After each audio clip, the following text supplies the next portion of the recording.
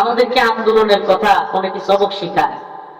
আজকে আমার মঞ্চে বসা এরা জানে আমি ছাত্রলীগের দায়ের সামনে এখানে আসছি কি আসলে ছাত্রলীগের রামদায়ের সামনে, ছাত্রলীগের অস্ত্রের সামনেও আমি আন্দোলনে শরিক হয়েছি কি হই নাই, এটা সবাই জানে। কি পরিমাণ রিস্ক নিয়ে ওই সাংবাদ পর্যন্ত আটকে গিয়েছি। ওই দিন ঢাকা যেতে চাইছিলাম 4 তারিখ। এই উত্তপ্ত রোদের মধ্যে আমরা নামাজ পড়েছি রাজপথে। আরে অনেকে আন্দোলনের সবক শিখায় আমাদেরকে। আরে আমি 26 দিন রিমান্ডে থেকেছি। কয়দিন? 26 দিন।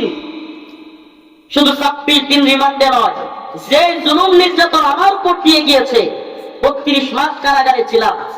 আমাকে বলেন যারা আন্দোলন করছে তাদের কয়জন এতদিন রিমান্ড আর এতদিন জেল খাইটা রাজপথে আন্দোলন করছে? আমরা দেখেন, দেখান একটু দয়া করে। খুব কম পাবেন, হাতে গোড়া 2-4 জন যারা দীর্ঘদিন জেল খেটেও জালিমের বিরুদ্ধে হুঙ্কার দিয়ে ময়দানে নেমেছে। আমরা একমাত্র আল্লাহকেই ভয় করি, কোন জালেমকে নয়। আমাদেরকে অনেকেই বলে আন্দোলনের সময় কই ছিলা, এই ছিলা, সেই ছিলা, সব তারাই করে ফেলছে। আমি তো ওই দিন কথায় কথায় বলতেছিলাম যে অনেক সমন্বয় কিংবা অনেক যুবক যেগুলো আন্দোলন করেছে, আলহামদুলিল্লাহ এদের জজবা আছে, ভালো কথা। কিন্তু এগুলো বছরকে বছর কারাগারে থাকলে, রিমান্ডে থাকলে পারত কি পারত না সন্দেহ আছে। মিলে একটু দেখে, এত সহজ না ভাই।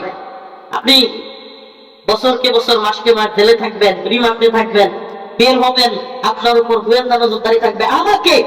আমাকে পূর্বদলা থানার ওসি সাবধান করেছে লড়ানোর জন্য, আমার থানা। শুধু তাই নয়, আমাকে উপর থেকে গোয়েন্দা সংস্থা থেকে ফোন দিয়েছে, হুজুর সাবধান। কারণ তাদের ভয় একটাই, পুরা হেফাজত মোদী বিরোধী আন্দোলনে নামে নাই, আমাদের কথা রাখছে। কিন্তু এই পুরা মানে নাই, নেমে গেছে। এদের ভয় একটাই ছিল যে এই লোক নিয়ে আবারও হেফাজত না নামলেও নিজে নিজে নাই মজা, কৌমির পুরো ছাত্র সমাজ তার পিছনে নাই মজা। ওদের এই ভয় ছিল। আমাকে উপর থেকে গোয়েন্দা সংস্থা থেকে ফোন করে আমাকে হুঁশিয়ার করা হয়েছে, আমাকে আমার থানার ওসি আমাকে সাবধান করেছে। অথচ তারপরেও আমরা ময়দানে আলহামদুলিল্লাহ ছিলাম।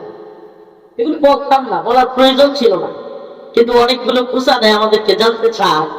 সুবহানাল্লাহ ওয়া বিহামদিহি, আল্লাহ আল্লাহ, আমরা একমাত্র আল্লাহকে ভয় করি। আমরা কথা বলি না, তাতে কি হয়ে যাবে? আরে এই পৃথিবীর সমস্ত তাগুত জালেমদের ক্ষমতা এতটুকুই যে আমাকে ফাঁসি দিতে পারে। এই পৃথিবীর সমস্ত তাগুত জালেমের ক্ষমতা এতটুকুই যে আমাকে মেরে ফেলতে পারে। আরে লাওয়াতিতু আন আকসুয়া ফাউক্তান তুম্মা আকসুয়া ফাউক্তান তুম্মা আকসুয়া ফাউক্তান। আরে আমার রাসূল যে স্বপ্ন দেখতেন যে আল্লাহ আমাকে একটা জীবন দিয়েছেন, আমার মনে চায় আমি যুদ্ধ করি, আবার শহীদ হই, তুম্মা আকসুয়া ফাউক্তান। আয় আল্লাহ আমি আবার যুদ্ধ করি, আরেকটা জীবন দিলে আবার শহীদ হই। আল্লাহ প্রতিদিন প্রতি দুয়ায় প্রত্যেক সময় এই দোয়াটা পড়ি, আল্লাহুম্মা রযিকনা শাহাদাতান ফি সাবিলিক, আল্লাহুম্মা রযিকনা শাহাদাতান ফি সাবিলিক, আল্লাহুম্মা রযিকনা শাহাদাতান ফি সাবিলিক। এমন কোন দোয়া নেই যেই দোয়ায় 3 বার পড়ি না, আয় আল্লাহ আপনার পথে আপনার রাস্তায় জিহাদের ময়দানে আমাকে শাহাদাত বরণ করার তৌফিক দিন। আরে যেই দোয়া আমরা করি, যেটা আমাদের তামান্না, এটার ভয় আমাদেরকে দেখায় লাভ আছে? এই জায়গায় আন্দোলন এই ভাইদের দিয়ে করছিলাম তো, এরা জানে কি অবস্থাটা হয়েছিল।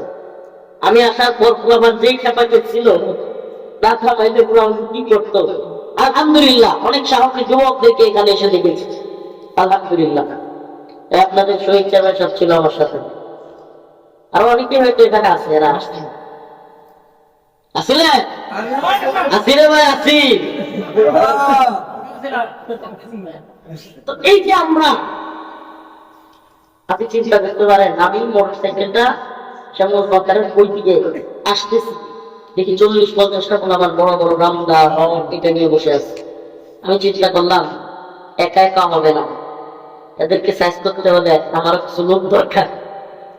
আলহামদুলিল্লাহ একটু পরে দেখি স্যারের সব অনেকদেরকে নিয়ে আসতেছে। আমি এই যে পায়ে গেছি ঠিকানা, তো এই অবস্থাটা আমার আল্লাহ মাফ করো যদি হায়াত না থাকতো, ওই দিন ওদের চোখ মুখে যা দেখছি ওর আসন্দ দেখে, ওখানে আমি আল্লাহ না করো হামলা শিকার হইতে পারতাম, ভয়াবহ অবস্থা। তো আমি বাজারের ভিতর দিয়ে চলে আসছি এই রাস্তা দিয়ে না এসে। এই যে এই হুজুরও ছিল, ছিল আর চেয়ার আছে, একটা ছেলে ছিল,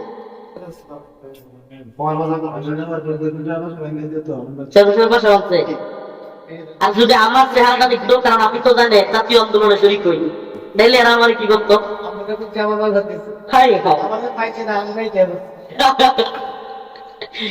আন্দোলনের ভাল লাগে না এই মানুষগুলো করতে কি নির্যাতন হইতো হাসিনা ক্ষমতায় থাকলে, আমি তো কিছু যায় না করে থাকতাম।